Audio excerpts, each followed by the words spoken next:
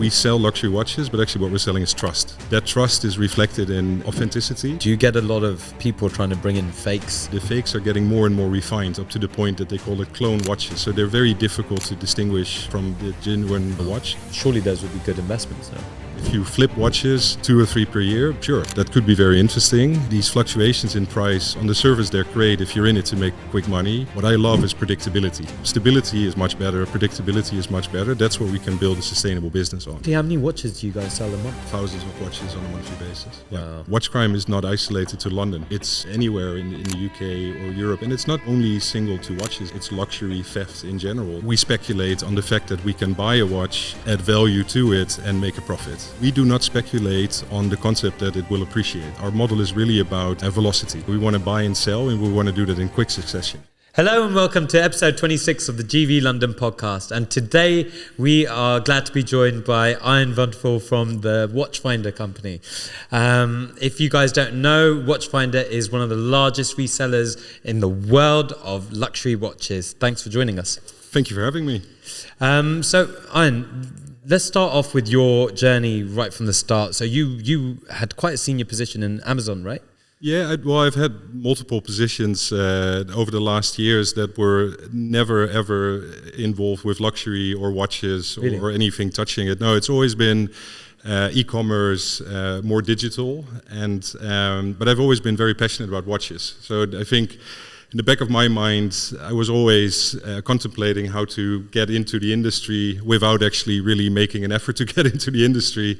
And then, as life goes, an opportunity came up at Watchfinder, and I think it was the perfect timing, and for me, an incredible opportunity to get actively involved in an industry that I'm incredibly passionate about. So they'd just been bought by Richemont at that time, right? Yeah, right before. So Watchfinder was acquired in 2018 by Richemont, and Richemont, that's a large luxury conglomerate. So they've got some amazing watch companies under their umbrella, right? So like IWC. Yes, it's IWC, Panerai, but also the more prestigious brands like Vacheron Constantin, who's the longest manufacturing watch brand in the world. I think it's over 250 years of watchmaking. Longer than Rolex. I believe so, yes. Wow. And but also Lange & Söhne. It's an incredible organization to be a part of. And then there's also the jewelry side. So it's Cartier, and Cartier is also an incredible watchmaker. Von Cleef, and it's an incredible privilege for a business like Watchfinder. We're not manufacturers, right? So we are a platform and a platform business, but to be part of that group. So it's interesting to see that Richemont would then acquire a reseller of these watches. Yeah, so maybe it just... But also supplied the brand new version. No, but I think for us, we're not a reseller. So we're a specialist in pre-owned watches. Yeah. And there are watches that are new or unworn.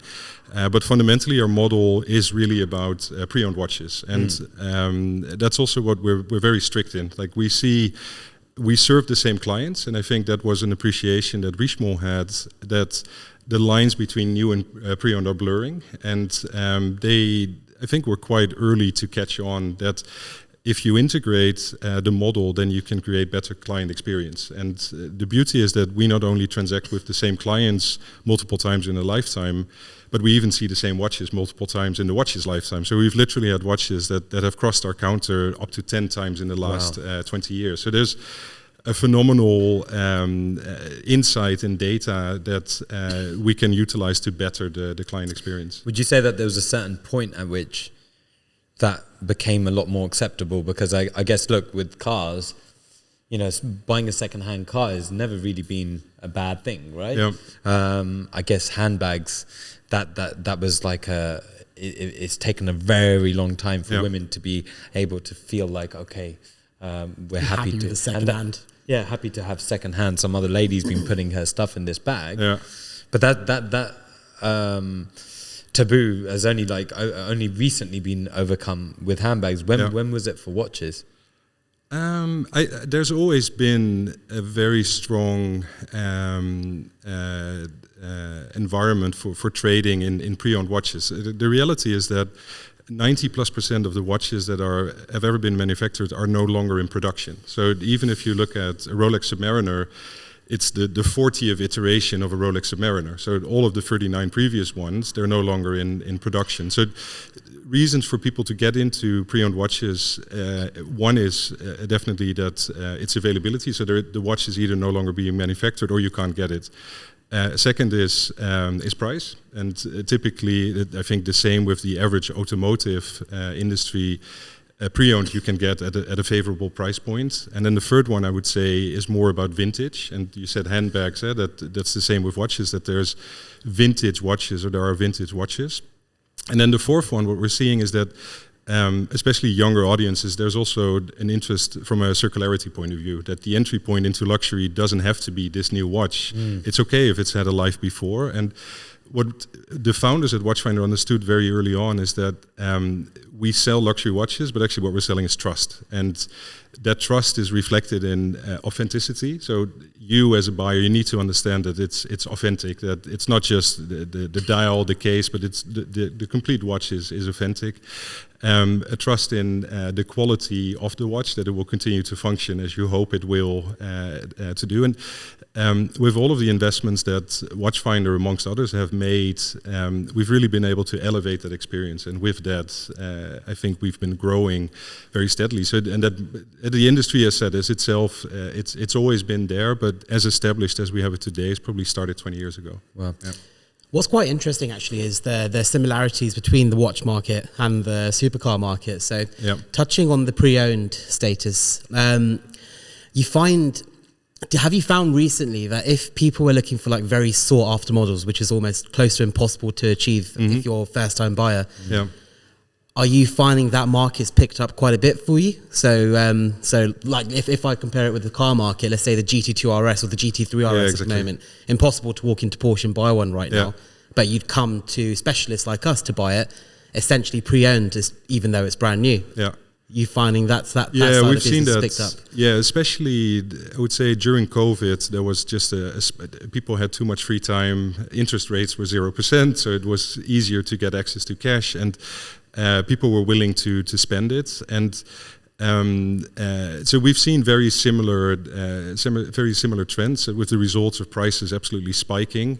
I think there's also been a lot of people who were in it to try and make a quick profit. Like, it can only go up, and let me get a Daytona, even if it's twice or three times retail, because it will only go up in value. And but that has slowed down quite a bit. So prices spiked. And do you not deal with brokers yourself? So if people were coming to you to resell, you try to not sell to them? I think first and foremost, we speculate on the fact that we can buy a watch, add value to it, and make a profit. That's the model. We do not speculate on the concept that it will appreciate. So our model is not, let's keep it in the safe for 2 or 3 years and wait until it appreciates and maximize our profit. Our model is really about velocity. So we want to buy and sell, and we want to do that in quick succession. And that's also, I think, fundamentally how the market traditionally was built. That yes, there is a small segment that is much more speculative and banking on these that value growth over time. I would say you would have to probably go back pretty far in time to have ever had this kind of price movement that we've had up till 2 years ago. But fundamentally, our model is not about speculation on maximizing the profit. It's really about, we buy a watch at what we believe is a fair price. We have our own service center, our own team of technicians that bring watches back to the best sellable state. I think very similar to how you guys operate. And then we sell it at a price that we believe is competitive and reflects the premium service that we put into those. And is that then watches. Comparing to the actual current market value, or do you have an idea of what you think the true value is? Not the. So it's not us who decides what the value is. That's the end client, right? So the same with the Porsche. If the demand isn't there, then the wait list will evaporate, and then the secondary market prices will be below retail. So I think that if you look at luxury, and car makers are no different, they're incredible storytellers, right? They're incredibly good in creating a value story about their products, and that creates excitement and interest. For us, I'm not saying that we're not great storytellers, but our pricing is without emotion. The emotion sits with the end client, like, I need this watch. But for us, our pricing is not based on that emotion. So I say these fluctuations in price on the surface, they're great if you're in it to make quick money. What I love is predictability. Like, I love stability is much better, predictability is much better. That's what we can build a sustainable business on. If you flip watches 2 or 3 per year, sure, that could be very interesting, but for us that's not a sustainable model. So are you guys constantly monitoring the price of the watches? Yes. And so then the actual prices of watches across the board on your website change on a daily basis? They can. I think for us, and that's also test and learn. And now that we have touch points in multiple markets all over the world, it on the one hand, it's a great luxury problem to have, because you can source watches in different territories. You get insights on pricing on demand. At the same time, it brings a lot of headache as well. It's like it adds a lot of complexity. And I think for us, as with any business, data is becoming more and more relevant. And for us to appreciate where those opportunities sit, we have 20 years of insight in behavioral data, transactional data, but also just a network of experts, and we have our ear to the ground. And then, yes, we're very externally aware to understand how prices move. I don't think with watches that we're in the era where you need to make daily adjustments to be relevant, but there is kind of a price bandwidth within which you need to operate. And yeah. Do you try to forward predict as well? So if you're buying stock, then you'd think, okay, this is a watch that would probably be a bit more stable, or this is something that may go up, so you're more happy to sit on it? Yeah, there is, I would say, typically, and the forecasting bit, that's the science, right? And that's also, I mean, it's art and science. Like in many other industries, we do try and predict on how that market moves. But what we've learned in the last 2 years especially is how incredibly volatile it is. And that's, for us, it's about velocity. So it's about buying at a good price point, adding value to that watch, and then putting it in the market for a price point that we know will create a great client experience. I mean, how's it been volatile? Any examples? How that's being monitored? Volatile. How has the market been so volatile? Yeah, well, I would say, and the absolute peak in the market was 2 years ago around this time. And if you look at a Rolex Daytona, they retail, at least the ceramic bezel Daytona, it's a Panda Daytona. It's kind of the quintessential collector speculative watch. They retail for around £12,500, and at the absolute peak, they sold for well over £40,000. That's crazy. Wow. So that's 3 times retail, and that's a watch it's an incredible watch, but it's being produced in quite significant volumes. You need to have a lot of confidence or a lot of passion for that brand or for that specific model to be willing to put that kind of money down for something that is still in production. And those prices we see have gone down quite significantly. And in the even higher end segment, we see prices haven't come down with as much as 50% since the absolute peak. Yeah. So would you but say they still sell above retail. They're still. So would you say that the reason why they went so high in value was an influx of people that were only in it for the money just to flip it? No, it's a combination. So that's definitely been a part, and you see that in many different segments. It's not just exclusive to. I mean, you see it in cars as well, probably. Trying to get that Porsche get on the list. I would say it's been a combination of. There's been a mismatch in supply and demand, and part of that is really, if you look at the supply chain for watchmaking. The demand significantly outstripped the supply that the watchmakers had planned to produce. And the challenge is that one of the critical aspects in the supply chain are watchmakers. And those are skilled technicians that for some watch manufacturers, they would have to have 14 years of work experience as a watchmaker before they can genuinely make a watch end to end and put their name on it. So is that a dying breed of person? Well, the beauty is now and we're very passionate about it. Now it's coming back alive. So there's increased interest in the art of watchmaking or the science of watchmaking. But that's one. There's been genuine supply linked challenges, and just the demand in luxury that far outstripped, I think, in any segment of luxury, far outstripped the expectation of a lot of the manufacturers, and cars is no different. The second part, I would say, is that in luxury you do have kind of the scarcity model, where the scarcity is also managed by the brand. when those two things come together, and that created like an incredible effect on demand and prices ballooning.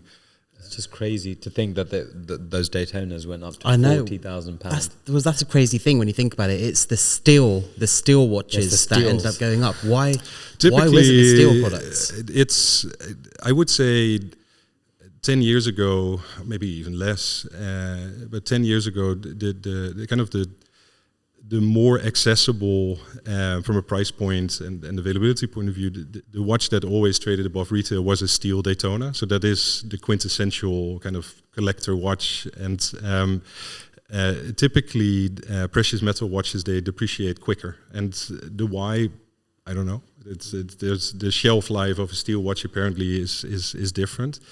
I guess it's more wearable, isn't it? Like, well, that's absolutely that's part of it. Yeah, you can easily wear a steel Daytona to work, and if you're working Canary Wharf, and you've got a meeting or something like that. Whereas if you're wearing a gold watch, full gold, if you're wearing a gold, that's a statement. David's hiding his gold Patek at the moment. That's a statement that you're making. No, yeah, it's true, but. Yeah, it's incredible, but the market has stabilized and normalized, and the beauty is that we see that demand is still strong. Prices are at a different point than where they were, but again, for me, stability, predictability is much more relevant for us to build a sustainable business on. And there was a shortage of materials during COVID, right? Is that another big reason why these I don't have enough insight. Like yes, I believe so, but I don't know enough about that. No. And authenticating, but it will have had an impact for sure. Yeah. And in terms of authenticating your watches, like do you get a lot of people trying to bring in fakes? Yeah, I mean, not a lot, but authentication, that's really, we sell watches, but we sell trust, as I said before, and authentication is at the heart of that. And the beauty of authentication is that it's really art and science. So the guys that do it on our end, they see a watch, they feel it, it's like, I don't know, this is not it. But what we see is that the fakes are getting more and more refined, up to the point that they call it clone watches. So they're very difficult to distinguish from the genuine watch.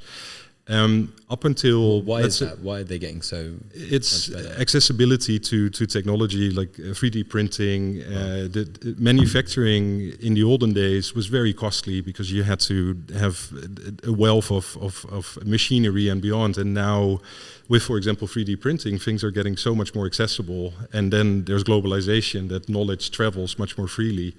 And but let's say up till maybe 5 years ago, 10 years ago, out of the fake watches that were sent to us, 80% of them were just terrible. It would be a Polex, and say, oh, okay, that's obvious. Today, it's the reverse. So 80% of the fakes that get sent to us are actually good fakes. Like they're genuinely, or at least half decent to good fakes. And that's also where technology comes in. So I said it's art and science, but our reputation is on the line with every watch. It's not every watch that we buy, it's every watch that we sell.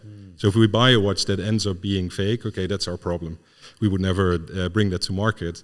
If we sell it, that's where the reputation is on the line. And we invest a lot in ensuring that it's certified pre-owned. So we ensure that we stand for the authenticity and the quality of those watches. So this is something we came across recently. We had a customer who part-exchanged about £200,000 worth of watches against a car. Wow.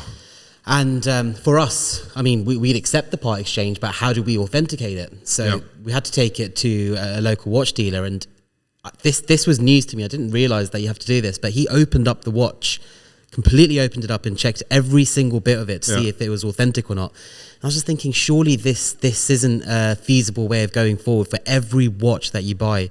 I would say, so the authentication process is not exotic in the sense that each watch is treated differently. Like for us, it's really we buy and sell thousands of watches every month. So there is a process. We have 60 steps between deciding to buy the watch until selling the watch, and a lot of those steps are linked to the authenticity, but it's also testing the functioning of the watch, because we service all of the watches in-house, or the far majority of them in-house.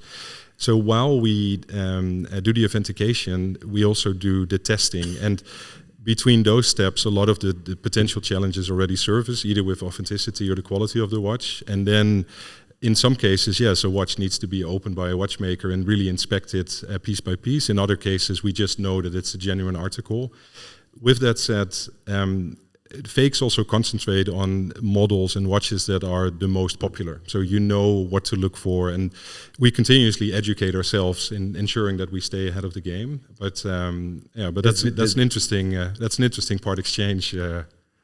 Yeah, well, it was something that we had to work on for a while, and I think there are actually some nice watches. And listening back to what you just said there, he only opened up, I think it was a Royal Oak AP, a rose gold, but that was the most expensive one out of the lot. Yeah, that could very well. Yeah. And he was like, listen, if I get stung on a £10,000, £12,000 watch is fine, I can live with that. But £60,000, £70,000 is a lot to try and wash off. So I think he was being extra cautious. Yep. But how do you 100% authenticate it then? What do you do? What's your process? Yeah, so I think the first thing is that we actually created the process. So that when you do it kind of ad hoc, watch by watch, then the chances are that with the second, the third, the fourth watch, things will be fine.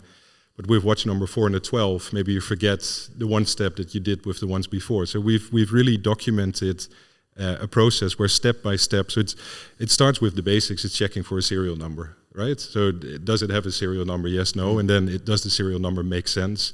If there's documentation, does it match with the documentation? And then step by step, piece by piece, it's looking at the dial, looking at the bezel, all the way to potentially looking at the movement, the bracelet, and all of the parts in the watch. And that makes you come to the conclusion, like, yes, this is the genuine deal. I would say, given the volume of watches that we buy and sell, there is so much experience with the team that they have a very quick sense, like, oh, this requires a lot more inspection versus this is the genuine article. And we look at testing, and then when we go to work, then if a watchmaker opens it, then it could be in very rare cases that something is off, but typically we're on it, and that's our livelihood. Do you come across scenarios where people try to sell you stolen watches?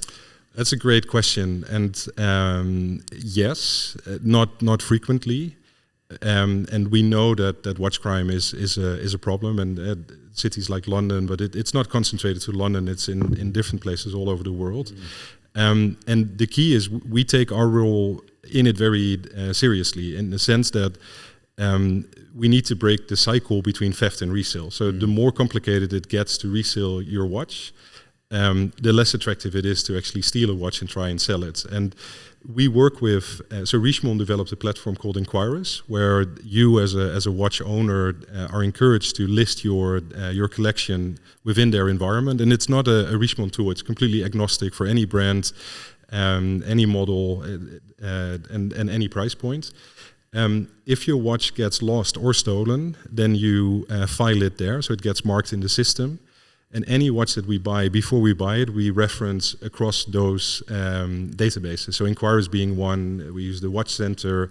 Anything that we have access to, we use to try and at least do our part to ensure that we don't end up buying unlegitimate watches. And we also that should not be a USP to Watchfinder. That's really the rest of the industry needs to embrace that as much as we do, and then we can have a genuine impact on breaking that cycle. Have you had any examples, or have you been stung in the past where you may have bought a stolen watch and found out afterwards? Nothing comes to mind just now, but again, I think the key concept is really for us to be very methodical in that approach, and it's not a Watchfinder only initiative. It needs to be carried by any watch seller or any watch platform. And the understanding is that the less likely it is for you to sell that watch at a good profit once you've stolen it, the more likely it is that watch crime will go down. And I think also with law enforcement being much more active in that space, we do see a marked change in the last months. There's been some video clips recently where police are going undercover and they're putting their watches on, fancy watches on, and waiting for somebody to try and mug them. No way. Oh, you've not seen that? No. That was brilliant. I mean, it got so bad. And then you've suddenly got Arabs coming, like royals or whatever, and then they're getting mugged. And, I think the government had to start taking it seriously at some point, right? It's sad that it gets to that point, but I salute those officers, and I believe that they volunteered to support with that undercover operation, and it's mixed. So we're very happy to see law enforcement taking action, and also very sad to see that it's come so far that this kind of intervention is required. The challenge is that watch crime is not isolated to London, so it's anywhere in the UK or Europe, and it's not only single to watches. It's luxury theft in general. That you have a target. At the same time, I think you need to be vigilant as well. I think we were talking about this earlier, but I think it's definitely changed people's behavior. Actually, if I'm going to go out to a restaurant in London, I better be careful. Don't wear that watch. I don't want to wear that watch anymore. And I've got some friends that put it in their dinner jacket pocket. Yeah. And then once they're sitting inside the restaurant, they put it on.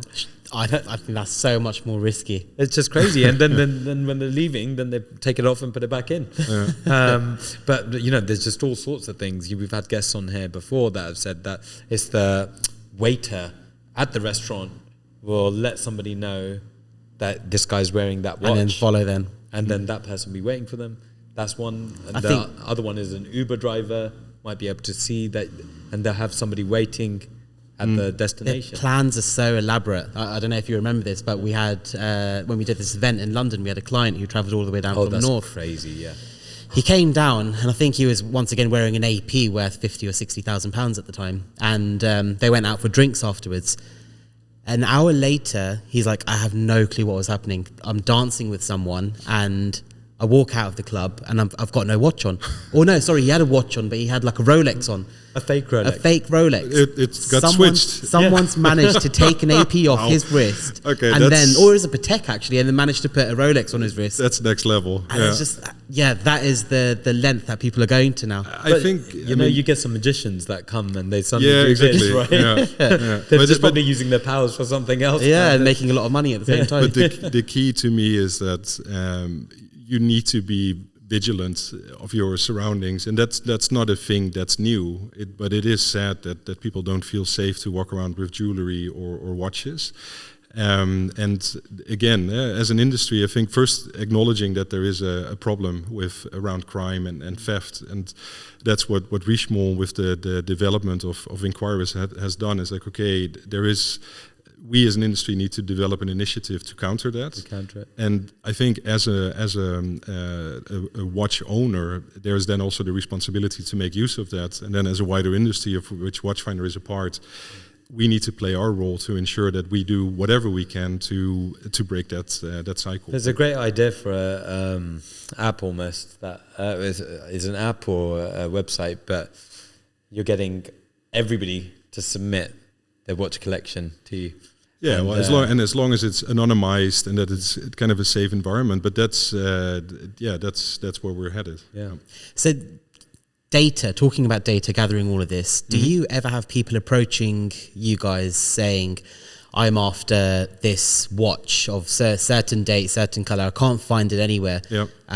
Do you have people approaching you? Absolutely. I mean, I think it's in our name as well, Watchfinder. So you come to us, you say, hey, I'm interested in a birth year, whatever. We'll find it. And at the same time, and that's also because of YouTube and internet in general, the average knowledge is just incredible. I mean, people do so much exploration, and they come to our boutiques or online or with our online sales associates, and they are so knowledgeable. They know exactly what they want. They even know exactly what the weaknesses might be for certain watches. Like, it's this breaks down, or is this fixed, or is that checked? But most definitely, and I think for us that's part of the fun, is actually being part of the journey. And with watches, it can be very addictive. Not in the sense that you need to have a collection of 50 watches. you can have a one watch collection, but you can rotate that, right? Like there's this watch, and now I'm buying the next one, but I'm trading in this one. Or you can have a 2 watch collection or whatever, and it's really fun to see.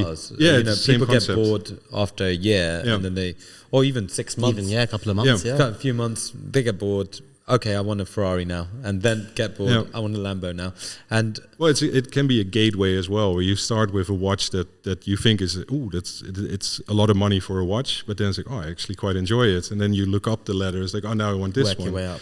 But what we also see, to your point, that some watches are incredible watches that can last a lifetime, but are quite boring. And then you start to look into, with watches, it's complications. It's like a typical watch complication is time, and then you can have a perpetual calendar. And it's very inspirational to see those journeys, especially because I'm still very much in the journey. I don't have a massive collection, but I know what I like, and I know how to trade up or how to move to make that collection perfect for me. I think the big thing that people are finding now as well is the investment side of things. So these watches, you said, yes, there's been a spike with some of these watches but surely there's some guaranteed pieces out there that you buy it, you lock it away, and there's, for a fact that you're only making money on that. Yes and no. I think ultimately it's very much about timing, right? Like when do you, and in the long term, yes, we see that pre-owned watch prices are appreciating. So if you take a large step back, then for sure. I would say watches can definitely be seen as an asset and are more and more being seen as an asset. But first and foremost, I would only buy what you like. Like that's just the bottom line, is buy what you like. And if you look at the things that will do well or appreciate, then the sentiment changes quite quickly as well, where a Nautilus was the thing maybe 2 years ago. Now and maybe next year, depending also on the new releases, it might be a very different situation. So for me... What happened with the price on the Nautilus, the Patek Nautilus? Well, those prices went up incredible. So just the list price was what, £40,000 or something? Yeah, like starting steel, and then starting steel 2 years ago was around 40, and it went up to. I think so. Patek also has limited edition, special edition, so it can go up to hundreds of thousands. But even the pieces that are manufactured in relatively significant volumes, they all went above 100K and unbelievable, isn't it? Very, very strongly up. And a lot of those watches are still selling above retail, so they've come down, but are still above retail. But from a pure kind of investment speculation point of view, Rolex is the luxury watch brand, and that is the safest bet, is what we're seeing. So you'll have more predictability in it holding its price or potentially appreciating a bit over time. And then we see a lot of independent brands that have been up and coming in not just the last years, it can be the last 20 years as well. But there it's even more volatile. So you create an audience, it's like, oh wow, this is it. And then who knows, 5-10 years from now it might not be worth anything. But look at the moment, what up and coming brands do you like the look of? For me, it's a number of brands, but it's also it's things that I'm passionate about. So there's a Belgium manufacturer called Resonance. They make incredible watches, incredible dials that are just stunning pieces of engineering, which is incredible. And that's one example. We have Moser and C, which is stunning watches, incredible bracelets, and there's a good number of them. But with any of those, my recommendation is buy what you like. Like buy what really touches you, and if you don't like it, go to Watchfinder. We'll exchange it for the next one. Yeah.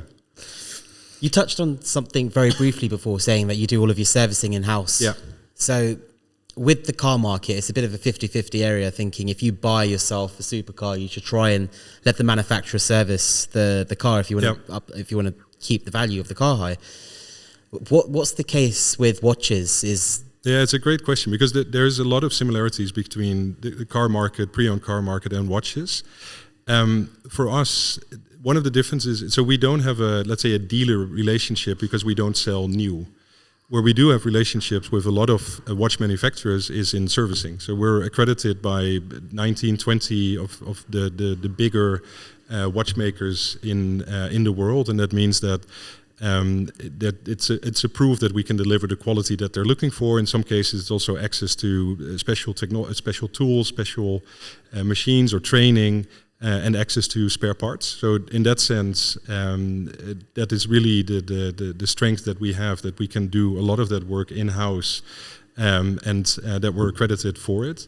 In some cases, we also outsource the work to the manufacturer, because we know that, to your point, for a client, having that watch serviced by Patek or by Audemars, that is a more valuable experience, or the provenance of that watch is like it's always been for a service to the manufacturer. So it really depends on sometimes it's price point or brand, but we are very proud of the fact that we can actually work on all of these different watches, all of these different movements for all of these great manufacturers. How many locations does Watchfinder have at the moment? So in the UK, if we look at the boutiques, we have 6 boutiques, and then we've internationalized since the acquisition by Richemont. So we have boutiques in Paris, in Geneva. We have showrooms in Hong Kong, in New York. Wow. We just started a partnership with Time Valet, which is a multi-brand. There's some jewelry, but it's predominantly watches from Richemont, where we opened in Macau, Abu Dhabi, Qatar, and some others on the roadmap as well. And then we transact quite a bit online. So we offer our services in I think it's around 40 markets today for digital transactions. So like the pot of watches that you have in stock is shared communally by everybody. So I wish it was as easy as that, but then there's duties, VAT. Yeah. So it's a blessing to be able to build this global network, but it brings its own set of challenges as well. And what we learn is that having local stock, local inventory, that is the most powerful, like it's the most actionable. But what we're also doing in becoming more agile, and that's that we are opening up our model. So the olden model was that we own the far majority of our inventory. We've launched a marketplace in the UK in April of last year, where we cater only to professional sellers that we allow to use our infrastructure. But we do the authentication and the quality control before it gets shipped to the end client, but we don't own the watch. So that's like, let's say, for example, Mr. Jones is a watch dealer, like a small independent guy, has 50 watches in his stock. And so now he can list on your platform. Exactly, yeah. And you've independently vetted him. Yes. And then a consumer can go on that marketplace, say I like that watch that Mr. Jones is selling, buy that watch, but before that watch comes to to the consumer, it needs to go through a authentication process with yourself. It gets sent to us, and we then dispatch the watch to that. Well, thank you. That's exactly the process. What's the kind of commission that you charge then? So our commission is 4.9% plus a flat fee of £175 per sold unit. Okay. And that's quite a competitive price point, and it allows for sellers to utilize our infrastructure, but it's also our reputation and the network and the client base that we have. Yeah. And then in addition to that, in January, we launched Consignment in the UK. So we now also do consignment sales for consumers. And essentially, a lot of people come to us because they're interested in selling their watch, but we still end up saying no too much. I feel I would love to be able to onboard a lot more inventory and scale that, and it can be a whole range of reasons. And with Consignment, we're able to scale that inventory without having the inventory risk. So Consignment's a big part of our business down here. Yeah, exactly. Yeah, I think from our perspective, it's a no-brainer that look, if we owned all of our stock this time last year, and then 6 months later we would be there's about 30 million quid of stock down there. Yeah, we would have been 6 million down. Yes, and that hurts. And that would seriously hurt. Whereas here, it was trying to educate the seller as time's going on, hey, listen, you know, the market's dropping. But that's exactly the point. Is like your responsibility changes in a way that, and especially when prices are coming down, the disappointment, which I fully understand, because there's cases where I buy something and I was like, "Whoa, is this all? You know, is this what it's genuinely worth today?" I bought 2 pre-owned cars at the absolute peak of the market. Was it a year and a half ago or something, or not the last summer, but the summer before? Yeah. And I look now, it's like, my God, that's not good. Yeah. And don't worry, you weren't the only one. Sorry, I said you weren't the only one. No, exactly. Yeah, but it's. The model is anti-fragility, so that you allow for, it's kind of with, if you cut off one head, you grow 2 heads back and stronger. And if you diversify your model and you become less dependent of one single model, then it allows you to weather the storm. And that could be in peak times where you want to scale your inventory much quicker, but it could also be in times where prices are falling, and you kind of share the burden in that sense. But to your point, and I like that what you just said about the education aspect, that's the responsibility that you guys have and we as well. And managing that is at times complicated, but yeah, that comes with the job. You said you say no a lot with consignment. I mean, what's the main reasons behind? Well, consignment is actually a tool that allows us to say yes a lot more. So for us to say no to buying a watch is a combination of things. It's also how much do we have on the shelf today? Like, is this a watch where we believe that we can sell it within a reasonable time frame? It could also be price point, that there's price point expectations that we simply cannot meet. And it could be also thinking about demand and kind of our financial planning. Do we have the bandwidth to build up inventory? Yes or no? And the beauty of consignment is that it allows us to offer an alternative, where instead of saying, sorry, not today, we can say, hey, we actually offer the opportunity for you. Essentially, the watch will go through exactly the same process as that watch goes through that we buy. Difference being, you continue to own the watch. We'll bring the watch in the best sellable state. It will be authenticated. Even gets 2-year warranty that we do on our own watches. But difference being, you own the watch up until the point of sale. Yeah. So typically, how many watches do you guys sell a month? So I can't share the absolute numbers, but our facilities and our infrastructure is set up to buy and sell thousands of watches on a monthly basis. Thousands, wow. Yeah, it's sizable. And is it more online or is it more through the stores? I would say that we've evolved. So we started digital, and what we've learned very early on is, and that's also the trust aspect, is having a face and a physical opportunity to touch and see the watch was important. So then it was a showroom, then we went retail, and now we've evolved into, I would say, more of an omni-channel player. So we facilitate the journey and we allow you to transact wherever you want. And we see that online is very important for us to start the journey, and we transact, a significant share of our transactions are actually online. But also a lot of the journey start online, and that might be that we have a sales associate on the phone or by email, or that the watch collection is actually in store. So we really facilitate to whatever the demand is of you as an end client. And it's obviously grown substantially over the last 5-6 years, right? How much of that would you attribute to also your social media presence? Because I know that you've got a really good following on YouTube. Yeah. You get millions of views across your videos.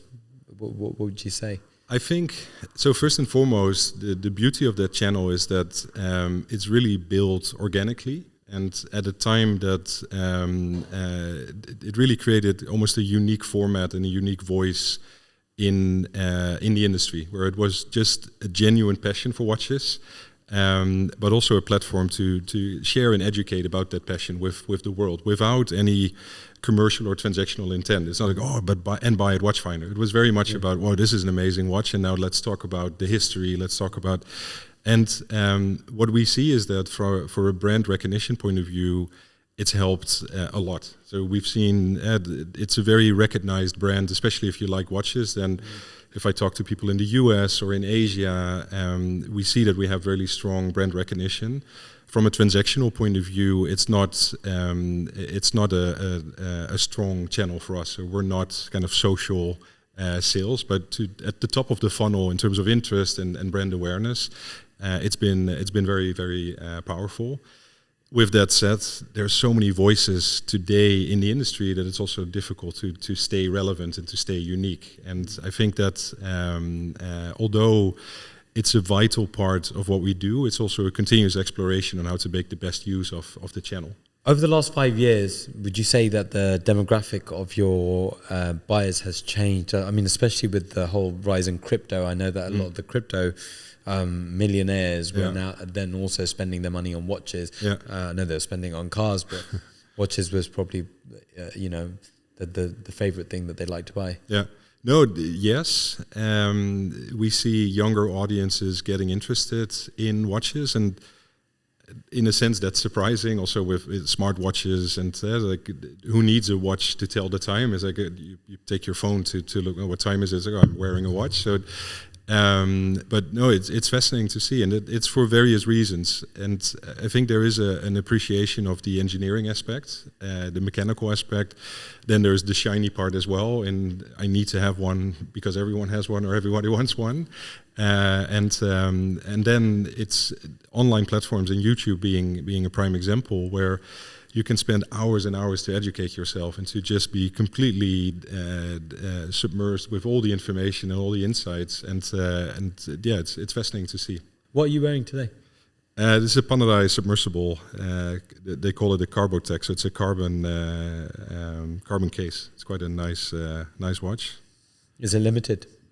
I don't believe it's limited, no. How much would something like that cost? This retails for, I think it's 15, 16K. Somewhere in that range, yeah. It's very cool. Yeah, and it's less, I mean, this I wear on the tube, and it's fine. I was even in Johannesburg in June last year, walking around with it. Yeah. Actually took a picture and sent it to the CEO, like, nobody's interested in your watches. You know? We have one of our employees that works at the handbag business, and he was wearing something that resembles a Patek. Yeah. But it's not trying to knock it off. It's just a similar kind of shape. But there's He's standing outside the tube. Some guy comes and runs up to him. Says, "Give me your watch." Yeah. He takes it off, gives it to him. Goes, "What the hell is this?" No way. He gives it back. That hurts. That hurts. That's like a double. No, please take it, please. That's your reputation. That's tough. So now we're going to see what's been happening at GVE this last week.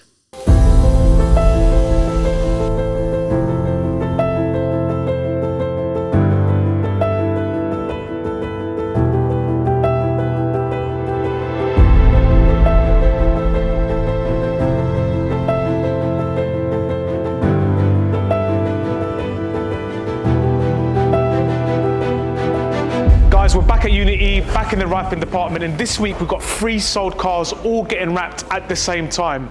Check out this Rolls Royce going from silver to satin black. We've got an Aventador Roadster and a McLaren 600 LT Spider. So the Dawn is obviously going in satin black, but what do you think the white Aventador and the purple McLaren are going?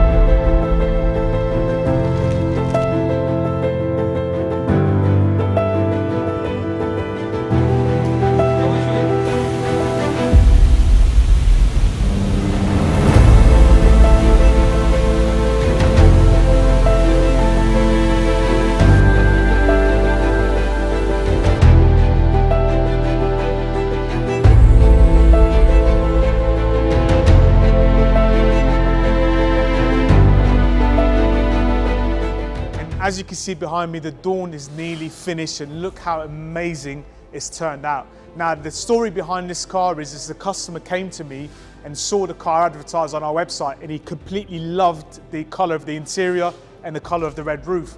Now, the issue he had was the exterior color and the wheels. So what we did is we sat down in our speccing room, me and him both together. We spent a couple of hours going through different colors, different swabs, different configurations, and we finally got it right. And he went for the matte black menacing look.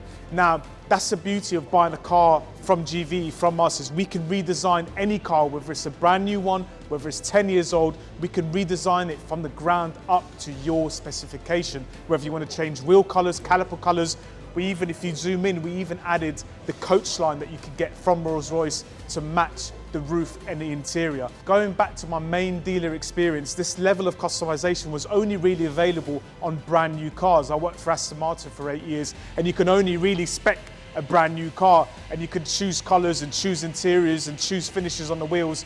But the beauty of buying a car here from us at GVE is that we could do this to any car, all in-house, and the most important thing, to your needs and to your specifications. We can make anything possible. We can make your dream car come true.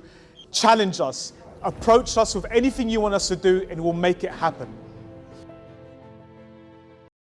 What watches are selling really well at the moment between the 10 to 25,000 pound range?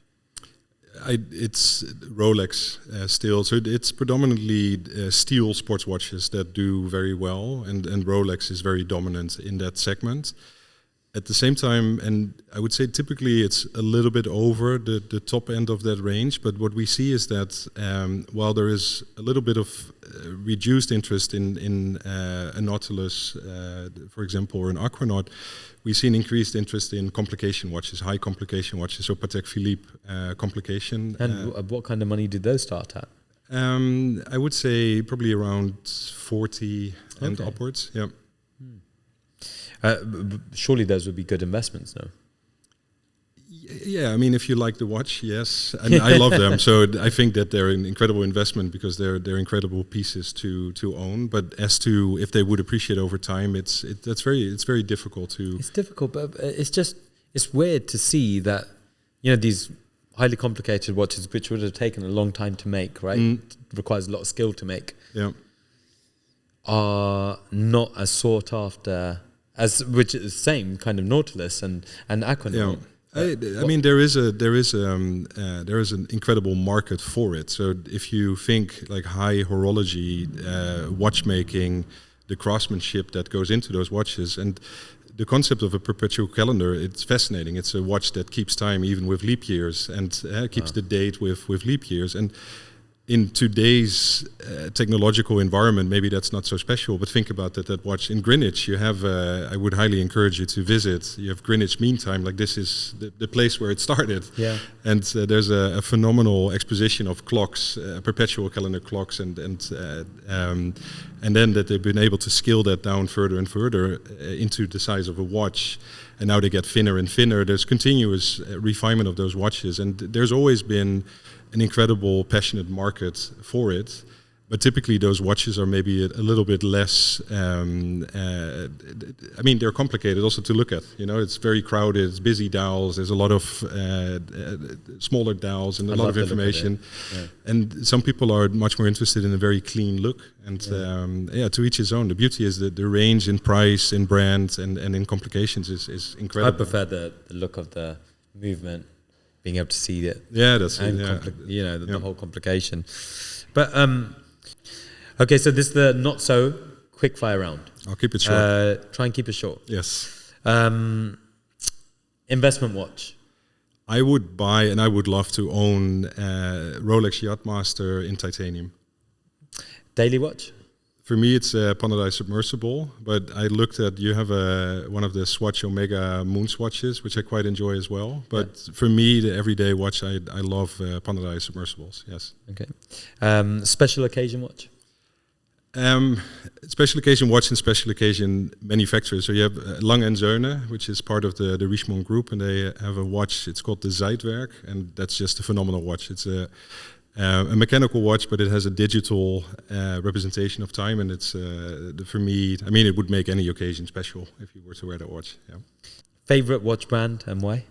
Lang & Söhne. It's and I'm biased because it's part of or maybe I'm biased because it's part of the Richemont group, but German manufacturer, incredible engineering, incredible craftsmanship, incredible story, provenance, and innovation. Just overall phenomenal. Favorite supercar brand and why? Yeah, that's a great question, especially seeing what you have here. But I would have to go with Aston Martin and James Bond. It's like, I think the first one was probably DB3, maybe, or it's at least the DB5, DB6, and since then, Aston Martin for me is like it's maybe more refined and phenomenal. It's a lovely car. What is the best piece of advice that you've ever received from somebody? the biggest mistake and the biggest risk sits in not making decisions. So it's much better to make a decision and then fail. But it's life, so you learn from it and you move on and you try again. If you don't make a decision, you might end up with an outcome that you didn't want. And so that to me is a key piece of advice. And within there is also a willingness to fail and to test and learn and grow. One unique talent that you have that people don't know about you?